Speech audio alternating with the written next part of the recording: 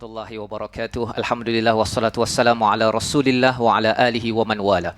Asyhadu an la ilaha illallah wa asyhadu anna Muhammadan abduhu wa rasuluh. Allahumma salli ala sayidina Muhammad wa ala alihi wa sahbihi ajma'in. Amma ba'. Alhamdulillah.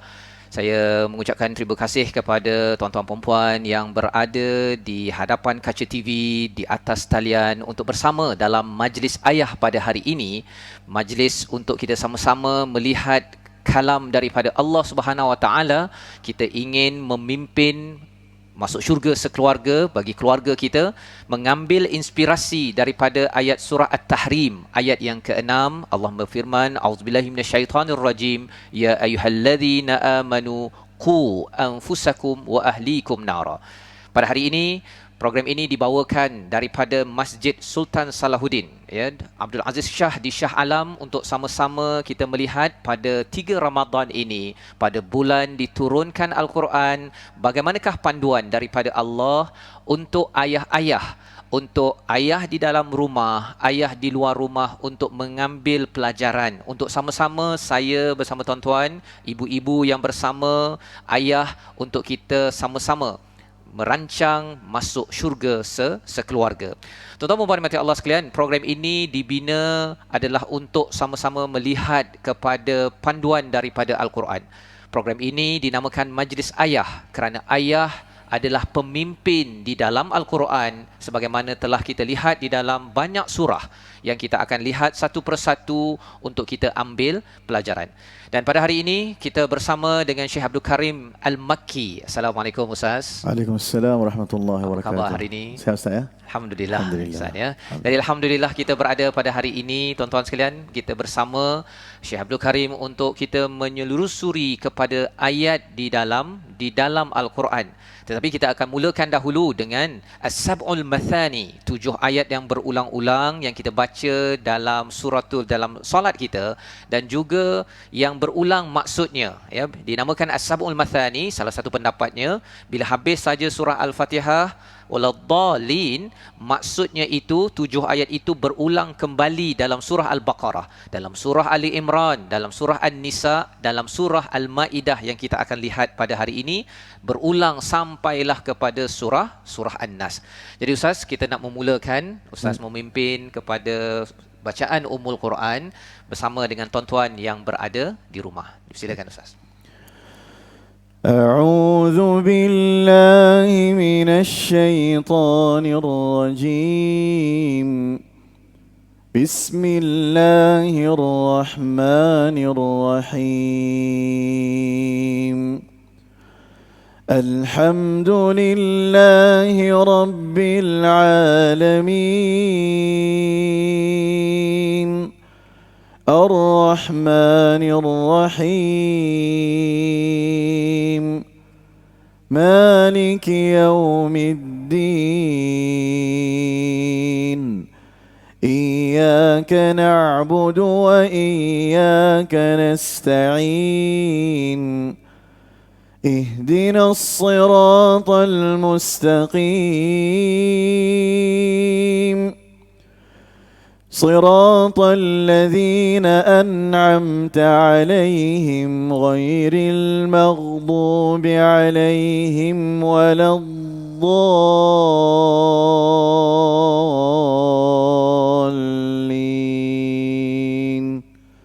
آمين. Amin ya rabbal alamin. Alhamdulillah, kita mendengar bacaan surah Al-Fatihah yang amat merdu, yang kita baca dengan cara yang terbaik Ustaz, ya. Sebentar tadi sebenarnya lagu apa Ustaz mencontohi bacaan daripada imam mana tu Ustaz? Saya cuba membaca irama ataupun versi Syekh Mishari bin Rashid Al-Afasi, iaitu daripada qari daripada negara Kuwait Ustaz. Kuwait. Ya, Okay. yang terkenal dengan bacaannya. Biasanya dia baca dengan irama nahawan. Ya. Jadi ada banyak berbagai lagu lagi Ustaz, berbagai irama lagi, taranum, tapi yang ni yang biasa, yang ni yang ana ada reka sikit-sikit lah. Jadi okey. bacaan Syekh Mishari Syekh Misyari Al-Afasi. Al-Fasi. Masya Allah, itu adalah versi bacaan. Kalau semalam kita berkenalan dengan Syekh Dr. Abdul Rahman As-Sudais bacaannya semalam ya. Mungkin bagi tuan-tuan yang berada di rumah yang ingin menukar ya bacaan, boleh ulang balik nanti bila habis program ini, boleh mengulang balik bacaan sebentar tadi daripada Syekh Abdul Karim, ataupun cari dekat YouTube Syekh Mishari Rashid Al-Afasi. Ya, alhamdulillah sekarang ni Ustaz mudah ya. Maknanya kita petik dengan ibu jari saja. Betul. Macam-macam qari ada di YouTube insya-Allah. Ada qari, masya-Allah. Dan sebenarnya pada hari ini kita akan berkenalan dengan surah Al-Maidah, 3 ayat di dalam surah ini. Dalam tajuk kita pada hari ini iaitu jangan jadi ayah gagal. Ya, itu yang kita akan bersama. Tetapi sebagaimana yang kita maklumkan awal tadi, kita bercakap tentang surah At-Tahrim ayat yang ke-6. Mengapa itu dijadikan sebagai pasak bagi program Majlis Ayah ini? Kerana ada 3 perkara paling kurang sebagai resolusi, sebagai intipati yang kita ingin ambil daripada ayat-ayat sepanjang Al-Quran. Secara ringkasnya, daripada surah At-Tahrim itu Allah membawakan kepada kita agar jagalah diri dan keluarga daripada api neraka. Cara ringkasnya, kita kalau boleh, kita nak mulakan di rumah kita, kita bina syurga. Bina syurga di rumah agar tidak jadi neraka di rumah itu Ustaz ya. Di dalam ada solat, ayah, ibu, anak bahagia. Itu yang pertama. Yang kedua, setiap hari kita akan melalui beberapa ayat, kita nak mengambil panduan bagaimana nak bina rumah di syurga. Itu yang kedua. Yang pertama, bina syurga di rumah. Yang kedua, bina rumah di syurga. Dan yang ketiganya, kita sama-sama ingin melihat apakah perjuangan yang perlu dilakukan oleh ayah-ayah sebagai pemimpin untuk masuk syurga sekeluarga. Itulah yang tertera di atas skrin. Tuan-tuan boleh lihat ya, sama ada itu ada hubungan dengan ibu, dengan anak, dengan ibu bapa, dengan masyarakat. Dan pada hari ini kita akan mendengar daripada suratul Maidah ayat yang ke-62 sehingga ayat 64. Pada muka surat 118, bagi tuan-tuan yang belum sempat mengambil mushaf nak baca bersama dengan Syekh Abdul Karim selepas ini, ahlan wa sahlan, sila ambil mushaf, ataupun mungkin kalau ada di telefon bimbit itu boleh buka. Cuma sebelum kita baca Ustaz ya, sebenarnya ada juga ayah-ayah yang katanya, saya memang cinta pada Al-Quran Ramadan ini bila dengar pula bacaan merdu daripada Ustaz. Cuma mungkin saya ni tak berapa lancar kan, nak jadi imam pun kadang-kadang menggerunkan. Apa nasihat Ustaz sebelum kita lihat pada surah Maidah ayat 62 pada muka surat 118. Sila Ustaz. Assalamualaikum warahmatullahi wabarakatuh. Terima kasih kepada Ustaz. Alhamdulillah, jadi kita diuji, kita berada di rumah bersama dengan keluarga.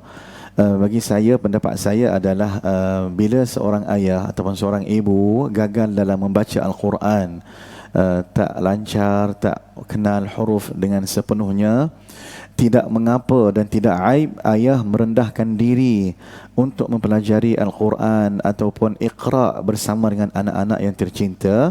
Sekiranya tuan puan ada anak-anak yang menghafal Al-Quran, seandainya tuan ada anak-anak yang hafizah dan sebagainya, dan tidak mengapa, tidak menjatuhkan ataupun tidak menjatuh martabat seorang ayah dan ibu menanya anak-anak untuk mempelajari ilmu Al-Quran. Contohnya, anak kita menghafal Al-Quran, dia boleh tegur kita dan sebagainya.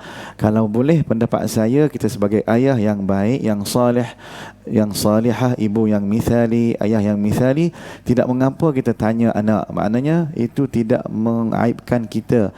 Dan jangan jadi seorang ayah dan ibu yang ego, yang aku sahaja yang betul, anak-anak tak boleh, siapa pun sama sekali tak boleh tegur saya, tak boleh ajar saya. Ketika inilah, tahun inilah, Ramadan kali inilah yang kita bersama dengan keluarga, kita nak bentuk keluarga yang harmoni, keluarga yang bahagia dunia dan akhirat, yang dikatakan rumahku syurgaku, baiti jannati. Kalau kita nak baiti jannati, kita kena hidupkan suasana Al-Quran dalam rumah kita. Sekiranya Ustaz, kalau anak kita masih kecil lagi, tidak mengapa kita petik dalam YouTube bacaan qari-qari ramai di luar sana. Maknanya kita tak boleh nak salahkan sesiapa sama sekali.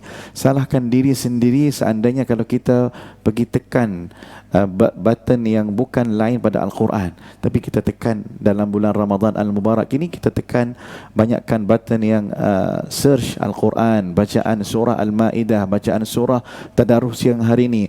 Ramai para asatiz dan asatizah yang membuat live melalui FB Ustaz, dan melalui Facebook pun ada, Facebook dan FB sama, melalui YouTube. Afwan ya, YouTube pun ada yang muat turun bacaan juz yang keberapa hari ini. Jadi tidak ada alasan bagi kita untuk kita jauhkan diri kita dengan Al-Quran.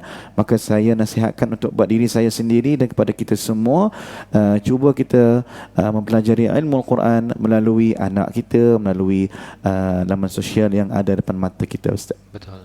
Baik, terima kasih diucapkan pada Ustaz berkongsi, memberi semangat kepada ayah-ayah ya yang tak lancar. Hatta dalam hadis pun ada Ustaz apa istilah dalam hadis Ustaz yang kata kalau dia macam tak lancar tu dia dapat pahala juga dalam hadis Rasulullah sallallahu alaihi wasallam, barang sesiapa membaca Al-Quran, al-mahir bil Quran ma'as safaratil kiramil bararah, orang yang mahir dengan Al-Quran mereka akan bersama dengan para malaikat. Dan wallazi yaqra'ul Quran, dan mereka ini yang membaca Al-Quran, dia baca, dia kokak sangkut Ustaz, pelat ataupun dia gagap dalam bacaan dia. Ada orang tanya, Ustaz, boleh ke baca macam ni kalau kita sangkut Ustaz? Kalau kita niat murni nak belajar, salah tak sengaja, insya-Allah kita akan dapat 2 ganjaran. Falahu ajran, bagi mereka ni ada 2 pahala. Pahala usaha murni mereka nak belajar Ustaz, dan pahala susah payah nak belajar ilmu Al-Quran. Jadi yang bagus orang yang berusaha nak belajar Al-Quran, yang tak bagus orang yang tak baca Quran. Masya-Allah. Maknanya tidak ada alasan ya. Maknanya kita cuba macam mana, mudah-mudahan Allah Taala yang tahu, innamal a'malu binniyat, kita niat baca ni semata-mata lillahi taala, maka Allah Taala akan angkat darjat kita insya-Allah. Al-Quran ini yang mengangkatkan darjat kita. Yarfa'u bihi aqwam wa yadh'u bihi aqwam. Al-Quran ini akan mengangkat orang-orang yang membaca Al-Quran, orang-orang yang mentadabbur Al-Quran, orang-orang yang memuliakan Al-Quran, dan Allah Taala akan menjatuhkan orang yang tidak bersama dengan Al-Quran. Seandainya dia sengaja tak nak membaca Al-Quran, kemudahan ada, TV ada, handphone ada dan sebagainya, Quran berapa buah Quran ada di rumah pun tak nak baca, Ramadan datang pun ditangguh-tangguh lagi, contoh. Jadi kita sama-sama nak kembali pada Al-Quran. Cuba tengok Al-Quran berapa buah ada di rumah Ustaz.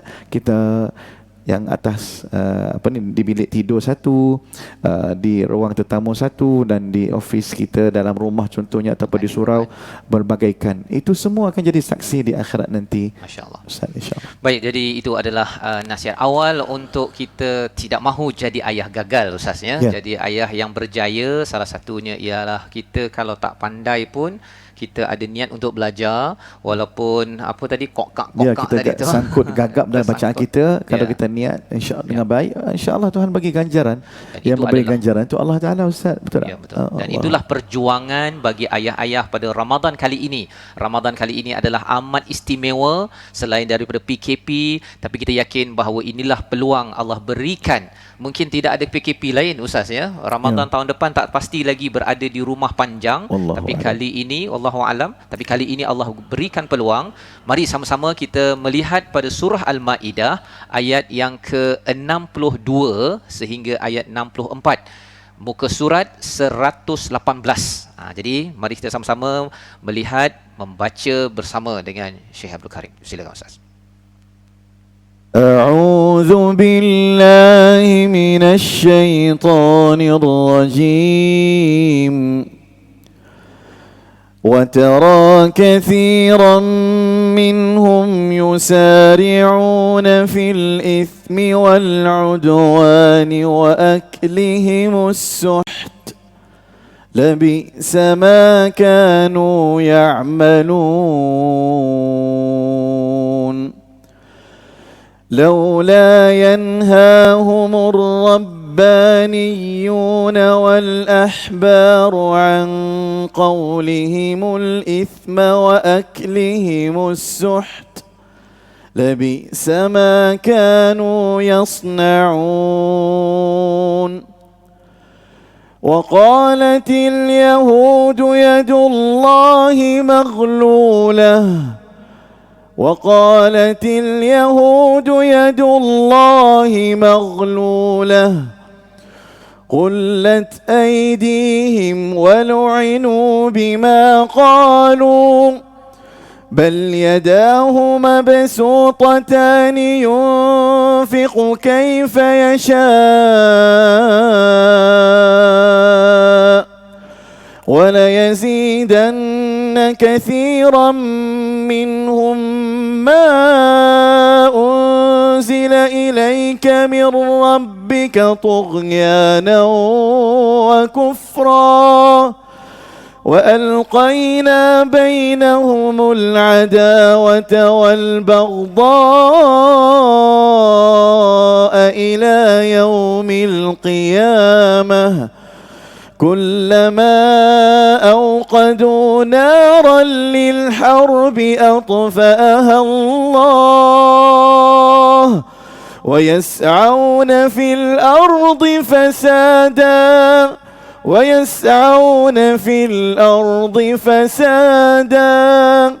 والله لا يحب المفسدين.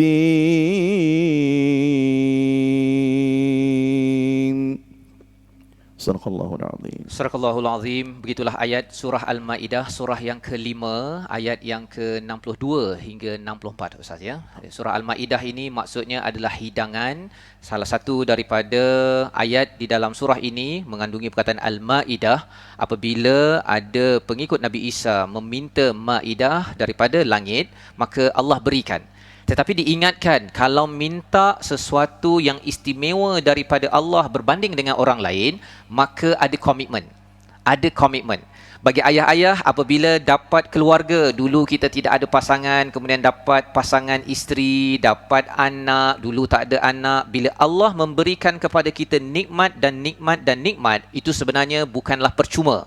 Ia adalah satu tuntutan untuk kita berjuang lebih jauh ke hadapan sebagaimana pengikut Nabi Isa yang disampaikan di dalam surah Al-Maidah ini. Itu gambaran secara ringkas apa yang ada dalam surah Al-Maidah. Di dalam ayat 62 sebentar tadi bercerita tentang orang-orang yang menderhaka, yang kufur kepada Nabi SAW, kepada sahabat-sahabat untuk beriman, ya, kufur pada Allah SWT. Apakah kata Allah pada ayat 62? Dan kamu akan melihat banyak di antara mereka orang Yahudi. Surah Maidah ini adalah surah yang diturunkan selepas Nabi berhijrah ke Madinah. Apa kata Allah? Berlumba-lumba dalam membuat dosa, permusuhan dan memakan yang haram. Sesungguhnya sangat buruk apa yang mereka lakukan. Ya, jadi ini adalah perkara yang boleh kita beri perhatian pada ayah-ayah. Kita tidak mahu mencontohi orang-orang Yahudi yang berada pada zaman Madinah bersama dengan Nabi sallallahu alaihi wasallam. Apakah sifat mereka? Yusari'una fil ithm.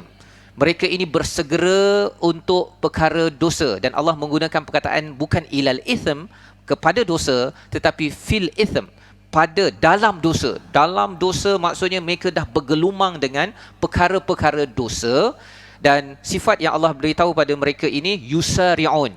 Dalam surah Ali Imran Allah bercakap tentang wasari'u ila maghfiratin min rabbikum wa jannatin 'arduhas samawati wal ard.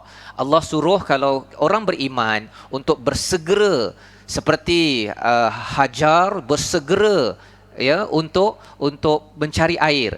Maka bagi orang beriman kena bersegera mencari keampunan, bukannya mencari dosa. Yang pertama. Yang kedua, jangan bersegera. Orang Yahudi ini bersegera untuk bermusuh. Apa-apa sahaja untuk bermusuh, mereka bersegera. Tak puas hati dengan orang lain. Itu perkara yang kedua. Dan perkara yang ketiga ialah mereka makan daripada sumber as-suht, sumber yang haram, sumber keuangan yang haram. Mereka biasa dengan riba. Riba ini di Mekah sudah ada, tetapi di Madinah lebih lagi banyak. Maka tiga perkara inilah ciri orang-orang yang gagal. Kalau seorang ayah mengadakan dosa, Contohnya di dalam rumah kita tidak mahu ada diri kita, anak kita, isteri kita melakukan dosa. Yang pertama.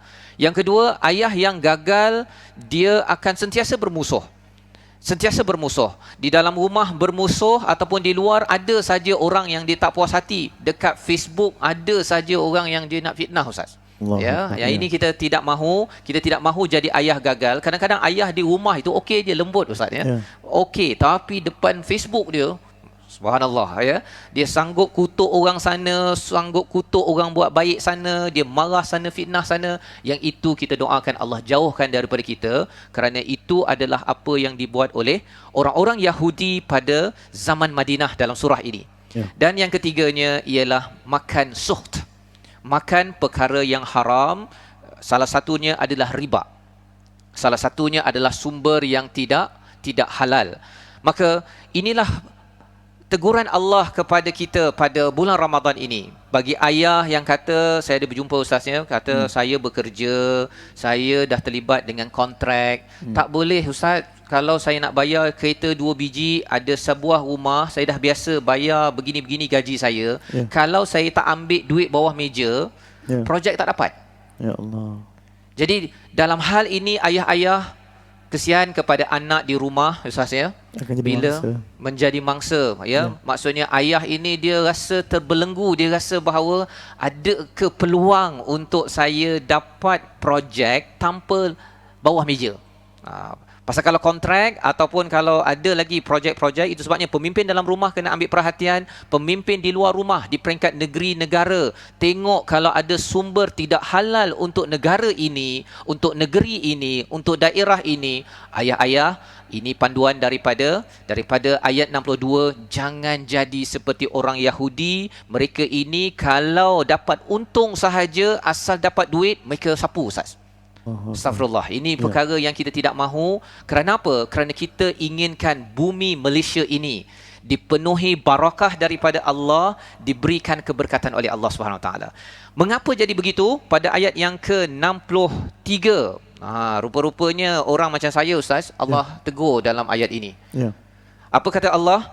Laula yanhahumur rabbaniyun wal ahbar. Pada zaman Madinah itu ada golongan Rabbaniyun, Rabbai, dia lebih kurang imam lah zaman sekarang, ataupun ahbar, para pendeta. Ini kumpulan orang penceramah, orang-orang ulama, kumpulan Yahudi. Mereka ini tak nak tegur kepada perkataan dosa dan perkataan wa aklihimul suht, yang bab harta, riba apa sebagainya. Ulama dan ustaz dalam Yahudi itu tidak mahu tegur. Mereka tidak mahu tegur. Allah memberi peringatan kepada saya agar saya kenalah tegur. Bagi ayah-ayah yang di luar rumah, ayah yang kerja dekat bank, bekerja dekat sumber dana negeri ataupun negara yang ada unsur ribawi, unsur riba ataupun menipu. Kadang-kadang orang langgan 2 tahun kena bayar tapi servis tak sampai. Internet tak dapat, Ustaz. Tapi 2 tahun kena bayar pasal kata dah sign perjanjian. Perjanjian-perjanjian yang menekan itu perlu disemak semula, apatah lagi pada bulan Ramadan ini. Bagi tuan-tuan yang berada di rumah, tengok balik, saya ada tak terlibat dengan perjanjian 2 tahun pada pelanggan, tetapi pelanggan hanya bayar 3 bulan, Ustaz. Pasal dia tak bayar bil 3 bulan, jadi kena potong internet. Tapi pasal dah perjanjian 2 tahun, dia kena bayar sampai 2 tahun. Jadi ini perkara yang sebenarnya penceramah, ustaz-ustaz pada zaman Yahudi tak nak tegur. Tak nak tegur. Pasal apa? Dia penasihat kepada syarikat, Ustaz. Kalau tegur banyak-banyak sangat, nanti tak dapat projek. Betul. Tetapi ini Allah tegur, labi sama kanu yasnaun, subhanallah. Kalau ayat 62 tadi ya'malun di hujungnya, ayat 63 itu Allah gunakan perkataan yasnaun. Yasnaun ini maksudnya satu sistem yang dirancang betul-betul untuk memastikan apa? Dosa dan juga haram itu berleluasa. Dia bukan sekadar biasa-biasa saja. Dia perlu dirancang macam mana nak pastikan orang tak bayar pinjaman yang ada agar kenakan lagi bunga 20%, 30%. Itu semua dirancang. Dirancang agar orang tak bayar dan kenakan lagi riba dan riba dan riba. Tuan-tuan, puan-puan, ayah-ayah yang ada, itu sebabnya kita nak melihat di hujung pada ayat 64. Orang-orang yang tidak indah pada dosa, kepada permusuhan dan juga perkara ketiga tadi iaitu makan harta haram, kesannya apa tuan-tuan? Lambat laun dia sanggup bercakap, kalau orang Yahudi ini kata apa? Yadullahi ma'lulah. Tangan Allah terbelenggu. Dia kata Allah ni kedekut, Tuhan kedekut, Ustaz. Ya. Ya, sampai tahap begitu sekali. Pasal apa? Pasal dia katakan bahawa sepatutnya bagi kita lebih sikit. Tak cukup dia menindas, pasal dia dah biasa dengan permusuhan dan dosa, dia tak cukup itu, dia negatif kepada Tuhan, kepada Allah Subhanahu Wa Taala. Ini yang kita ingin elakkan daripada ayah-ayah yang ada di depan kaca TV sekarang, yang berada di online, bahawa jangan main-main dengan dosa, jangan saya main-main dengan permusuhan, jangan main-main dengan harta yang tidak halal. Sukht istilah yang digunakan. Kerana apa? Lambat laun nanti akan cakap bahawa COVID-19 ini, Allah ni memang nak menyusahkan kita ke ni? Ya. Rezeki kita ni tak sekat dah ni, projek tak dapat ni. Ya Allah, ini kau ni memang perkara-perkara negatif diletakkan kepada Allah, padahal Allah cakap dalam ayat ini sebenarnya Allah bagi mereka selama ini, ya. Selama ini tuan-tuan, sebelum COVID-19 Allah dah bagi kita macam-macam. Allah boleh bagi macam-macam balik semula. Selepas ini syaratnya apa? Jangan kita membuat kerosakan. Ayah-ayah jangan jadi ayah gagal. Macam mana? Kita berhenti sebentar.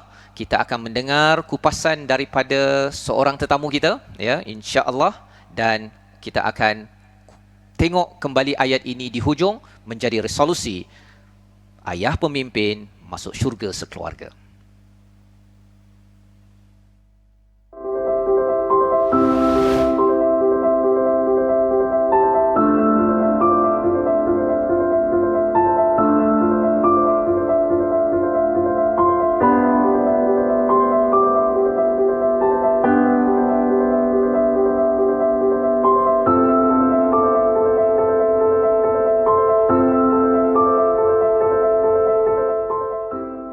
Kembali kita dalam majlis ayah, ayah pemimpin masuk syurga sekeluarga. Pada hari ini kita dalam tajuk jangan jadi ayah gagal, tidak mahu mencontohi kepada orang-orang Yahudi pada ayat surah Al-Maidah ayat yang ke-22 dan 63 sebentar tadi. Dan pada kali ini, pada slot ini kita ada tetamu yang khusus kita datangkan di atas talian, iaitu kita ada Profesor Datuk Dr. Harlina Halizah Siraj sebagai pengarah Pusat Citra University, Universiti Kebangsaan Malaysia, dalam majlis ayah pada hari ini yang didatangkan khas daripada Masjid Sultan Salahuddin Abdul Aziz Shah di Shah Alam. Jadi dengan ini kita ingin melihat kepada berhubung dengan Doktor. Assalamualaikum. Waalaikumsalam warahmatullahi wabarakatuh. Apa khabar Datuk Dr. Halina? Alhamdulillah, sihat alhamdulillah. Alhamdulillah, ceria gembira melihat doktor berada di atas talian sekarang ni, ya. Alhamdulillah. Pada hari ini sebenarnya Datuk Doktor, kita ingin tadi kita sudah berbincang daripada surah Al-Maidah ayat yang ke-62 dalam kerangka jangan jadi ayah gagal, nak mengambil pelajaran daripada orang-orang di Madinah pada zaman Nabi. Ya, ada 3 perkara: tidak terlibat dengan dosa, tidak terlibat dengan permusuhan, dan tidak makan perkara yang tidak halal. Jadi dalam kesempatan yang ada ini, saya mengucapkan ribuan terima kasih kepada Datuk Dr. Harlina sudi bersama dalam majlis ayah, kerana biasanya kalau majlis ayah, ayah-ayah lah yang mengopi, ya. Tapi kali ini ibu datang, jadi mesti ada sesuatu yang istimewa dalam sudut seorang ibu, seorang isteri, seorang wanita dalam membina seorang ayah di rumah. Kalau boleh Datuk Dr. Halina berkongsi sedikit, apakah perkara penting pada Ramadan agar ayah jangan jadi ayah gagal? Silakan Doktor. Okay. Terima kasih Ustaz Fazrul. Assalamualaikum warahmatullahi wabarakatuh.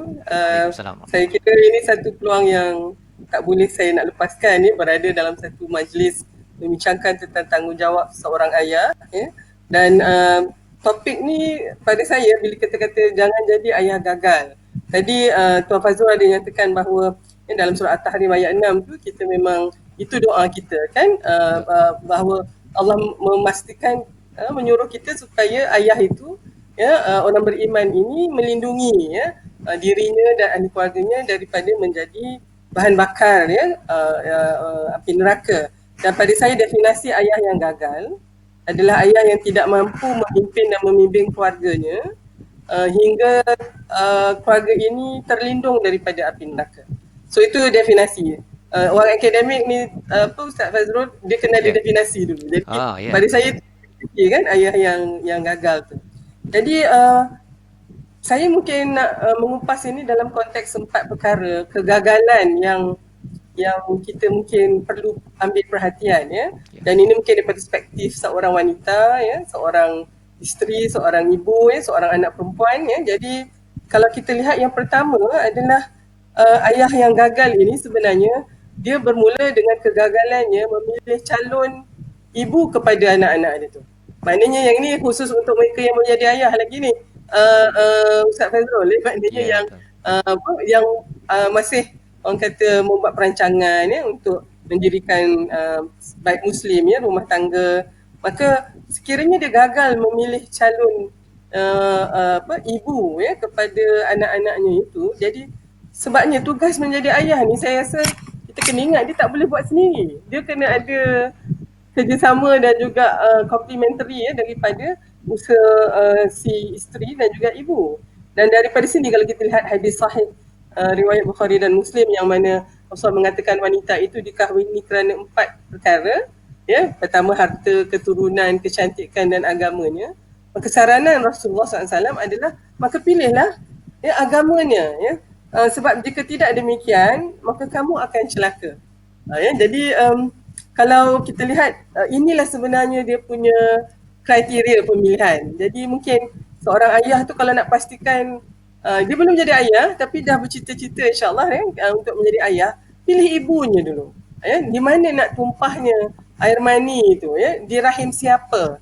Kerana di situlah nanti sekiranya kita memilih selain daripada agama dikhawatiri tugas menjadi ayah itu sangat sukar kerana tidak ada ibu ataupun isteri yang akan membantu ayah ini tadi. Jadi itu yang pertama, Ustaz Fazrul. Yang kedua pula, kegagalan seorang ayah mewujudkan suasana yang dalam surah Ar-Rum tu, ayat 21 tu, sakinah mawadah rahmah tu.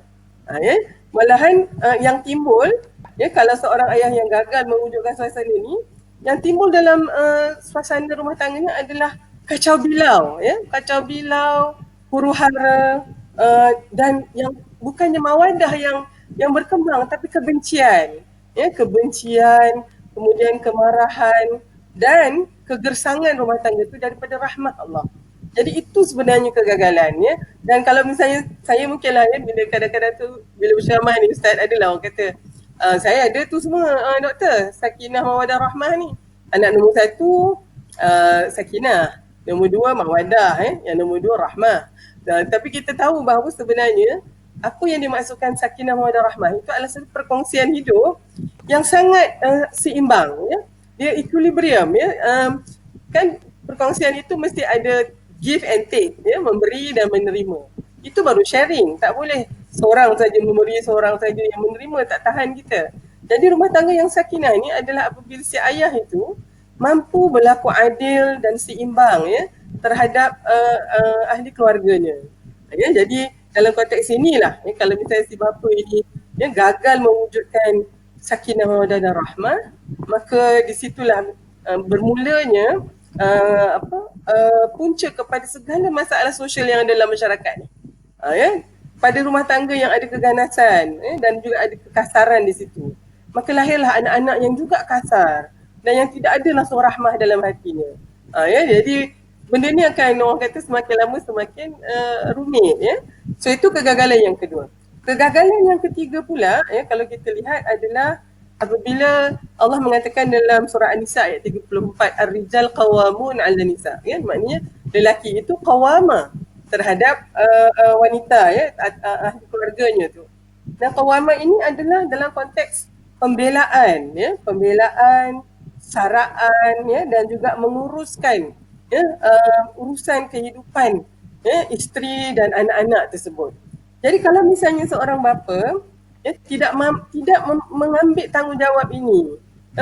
Ni Ustaz Fazrul, kita bercakap dalam konteks masyarakat kita yang memang ada ibu tunggal, tapi sebenarnya ramai lagi ibu tinggal, ibu yang ditinggalkan, tidak diberikan pembelaan, kan? Tidak diberikan saraan. Jadi keperluan asas juga tidak diberikan, maka yang lain tu jadi sukar, Ustaz, kan? Dan yang keempat adalah dalam konteks kegagalan mendidik ahli keluarganya melalui contoh teladan. Ya, dan ini memerlukan ilmu, memerlukan pengalaman, ya. Dan di sinilah yang kita bimbang, sekiranya para ayah ini tidak mampu nak mendidik ahli keluarganya, maka kita bimbang dia menjadi seorang yang dayus pula. Kan, ya, dayus ini satu yang satu dosa besar dan tidak masuk syurga orang yang dikategorikan sebagai dayus, iaitu mereka yang mengetahui anak isteri melakukan perbuatan dosa, tetapi tak mampu nak mendidik dan tak mampu nak menghalang, disebabkan oleh agaknya rasa cinta yang ialah ketiadaan wibawa tu tadi. Jadi saya mungkin dalam rangkuman ini mudah-mudahanlah semua ayah yang mendengar ni akan menyimpulkan di dalam diri masing-masing keazaman untuk memastikan kalau yang belum kahwin lagi, insya-Allah jangan apa orang kata cari yang calon yang salah, orang kata kan, maknanya cari yang betul-betul yang boleh membantu kita menjalankan tanggungjawab kita. Keduanya, wujudkanlah suasana sakinah mawaddah rahmah dengan bersifat adil, bersifat lunak, dengan akhlak yang baik. Yang ketiga, untuk menjadi qawwamah dalam keluarga tersebut, dan yang keempat itu mendidik ahli keluarga ni. Saya rasa dalam konteks ini mungkin boleh kita perpanjangkan Ustaz Fazrul, tapi saya rasa ini cukuplah dalam konteks perbincangan kita dengan tema tadi ni, jangan jadi ayah yang gagal. Terima kasih diucapkan pada Datuk Dr. Halina berkongsi 4 perkara tadi. Satu, gagal kalau katakan tak pilih ibu yang betul. Yang keduanya tadi tentang gagal kalau tidak kekalkan mawaddah warahmah tadi tu. Dan juga gagal kalau katakan tidak membela dan juga kalau tidak mendidik, Doktor. Cuma mungkin saya nak bertanya pada Datuk Dr. Halina tentang katakanlah ayah, ada yang kata ayah saya dah kahwin dah.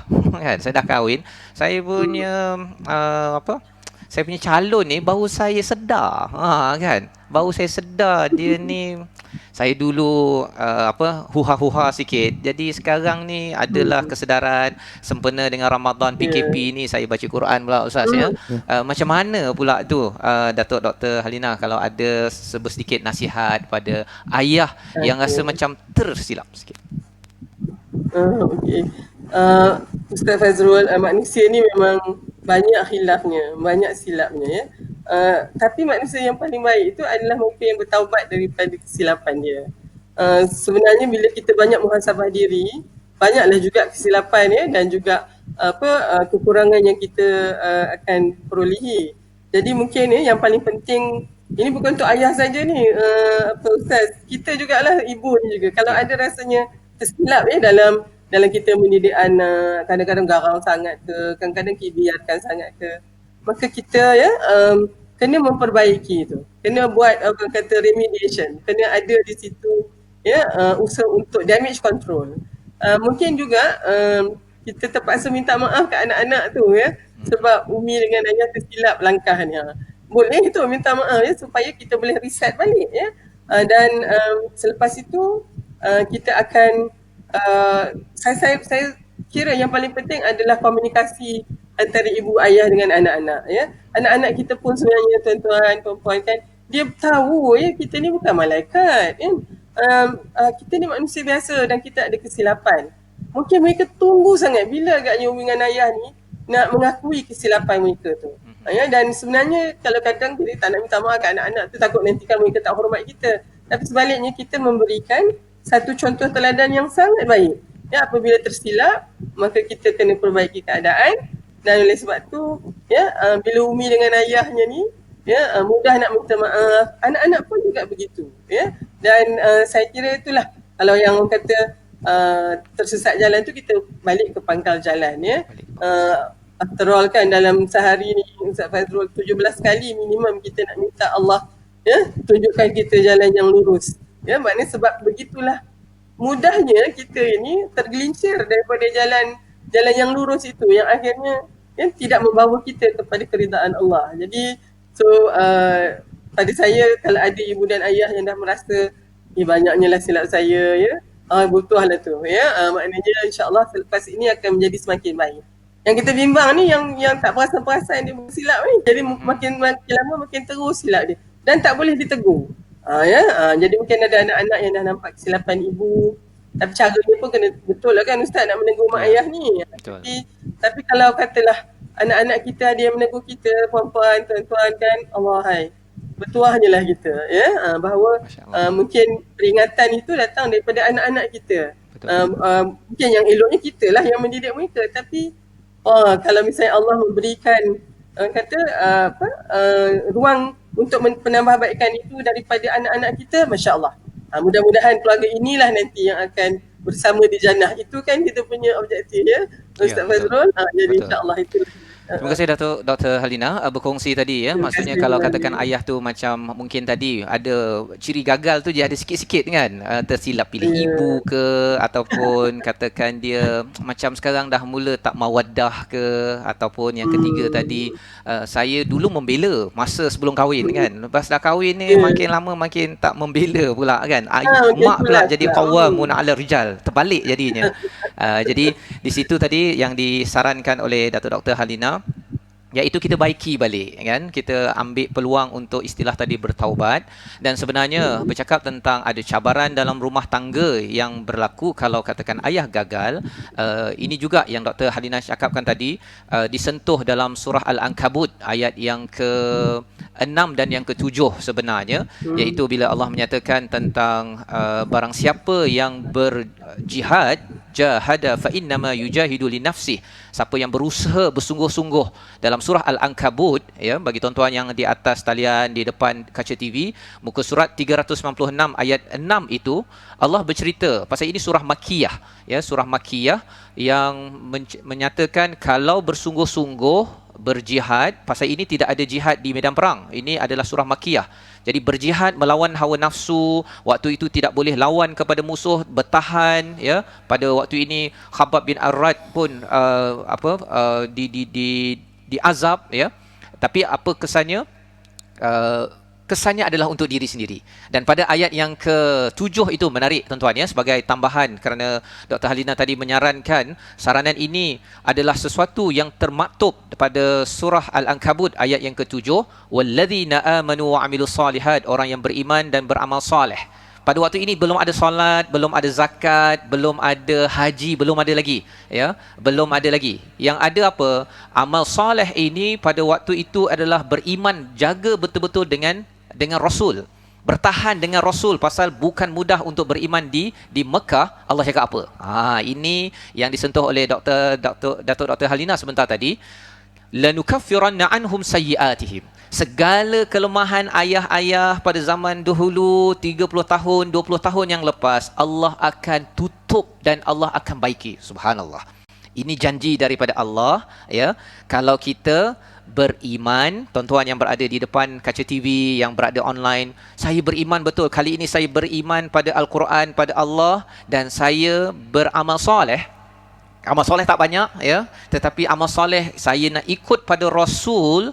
Kalau saya waktu zaman Rasul tu saya bertahan, dan sekarang ini saya bertahan dalam keluarga nak ikut kepada panduan daripada Allah, maka Allah janjikan di situ diampunkan ataupun ditutup kesilapan, diberi ganjaran, walanajziyannahum ahsanal ladzina kanu ya'malun.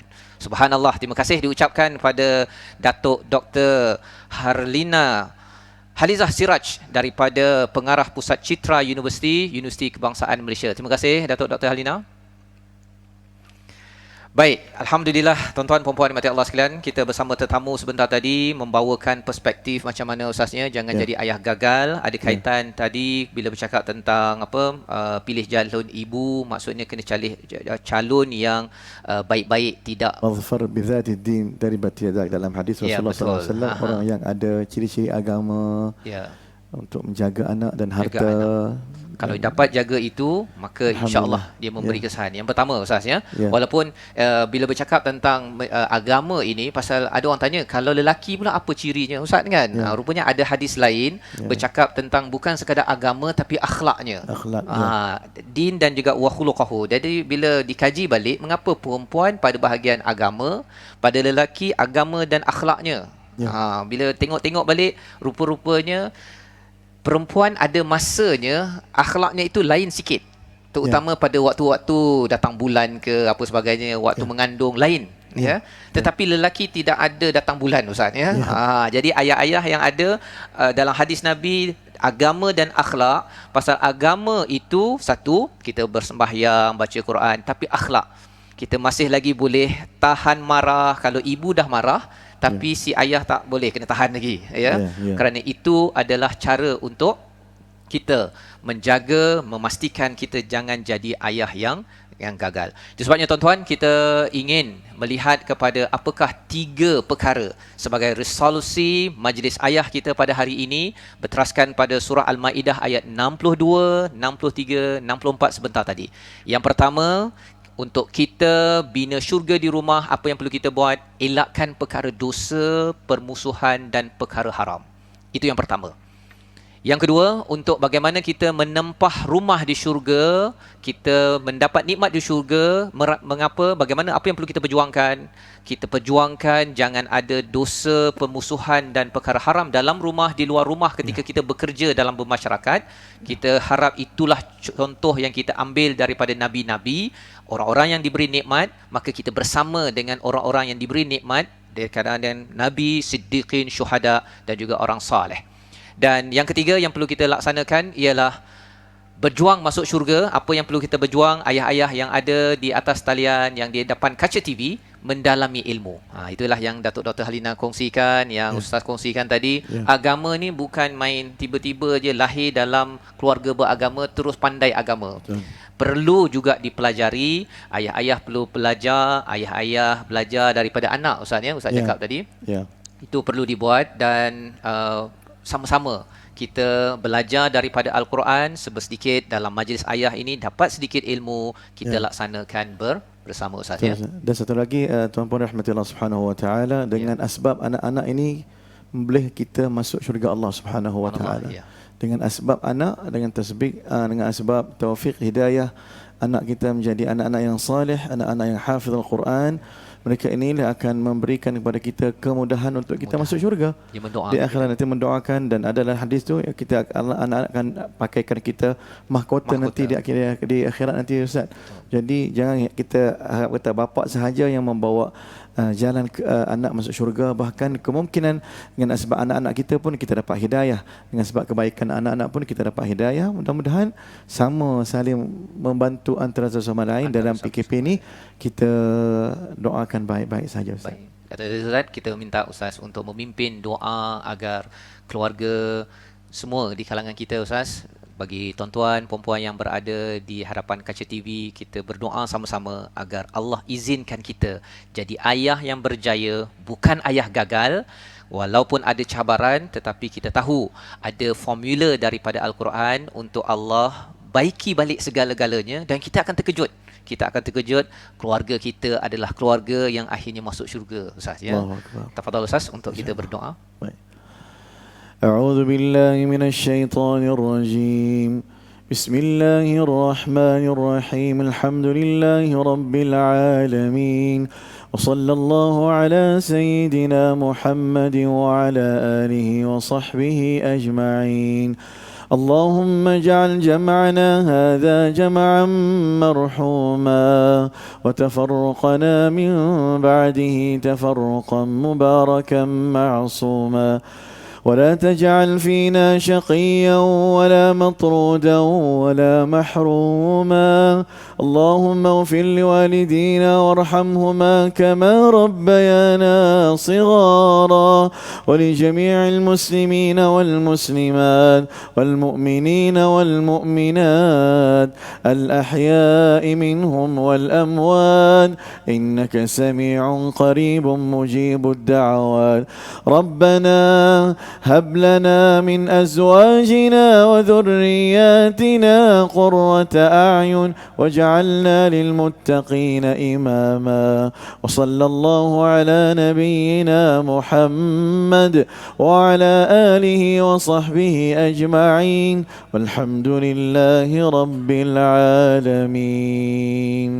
Amin amin ya rabbal alamin. Moga-moga Allah menerima doa yang dibacakan sebentar tadi dalam peluang kita hampir ke waktu kita berbuka usahanya, ataupun kalau kita ada peluang waktu bersahur kita mendengar ayat dan doa sebentar tadi, kita banyakkan berdoa. Amin. Sepanjang Ramadan, sepanjang berpuasa ini adalah peluang untuk kita berdoa agar kita terus menjadi ayah yang berjaya. Ayah berjaya ini adalah ayah yang tak kedekut. Tadi orang Yahudi kata Allah ni kedekut, ya, tetapi sebenarnya ayah kadang-kadang di luar mungkin dia tak kedekut, dalam rumah dia kedekut Ustaz, ya. Lagi-lagi sekarang ni masya-Allah kita bersama dengan keluarga 24 jam. 24 jam. Jadi sebulan Ramadan ini kita kena sama jadi seorang ayah yang pemurah hati, belanja dengan kesesuaian, ya, jangan terlalu membazir, sederhana. Itu sunnah Rasulullah sallallahu alaihi wasallam. Jadi ini adalah seruan untuk kita sama-sama terus, dan dalam masa yang sama tuan-tuan, ada peluang bagi tuan-tuan yang mungkin katanya saya nak menggunakanlah peluang untuk derma seperti mana Rasul selalu derma seperti angin katanya, ya. Ada peluang bagi tuan-tuan yang ingin berkongsi kemanisan daripada Al-Quran ini untuk mewakafkan Al-Quran. Dan apa yang tuan-tuan boleh buat, tuan-tuan boleh berwakaf di atas nombor di atas talian, di mana sebenarnya banyak pesakit-pesakit usahanya di hospital, frontliners, doktor memerlukan pegang mushaf begini. Mereka selama ini mungkin sibuk, tapi bila berada di hospital, ada yang mendengar kepada kuliah pada hari ini, majlis ayah, ataupun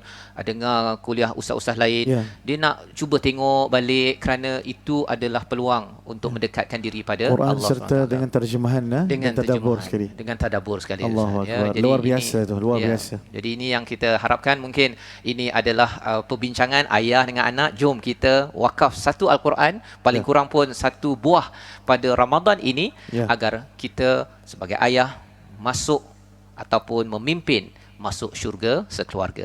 Tuan-tuan, kita akan bertemu lagi insya-Allah pada hari esok pada jam yang sama, ya, dalam program Majlis Ayah, dan kita ada ulangan di Astro Oasis pada jam 10.30 malam, ya, dan juga di TV Al-Hijrah pada jam 4.30 pagi Ustaz, ya. Waktu bersahur, kalau dah habis, dah solat tarawih ataupun dah solat tahajud tu, kalau nak sambung surah yang tadi, boleh ulang kaji sambil membaiki balik bacaan, menambah kefahaman sebagai seorang ayah memimpin masuk syurga sekeluarga. Aqauli hadza wa astaghfirullah wa lakum. Assalamualaikum warahmatullahi wabarakatuh. Waalaikumsalam warahmatullahi wabarakatuh.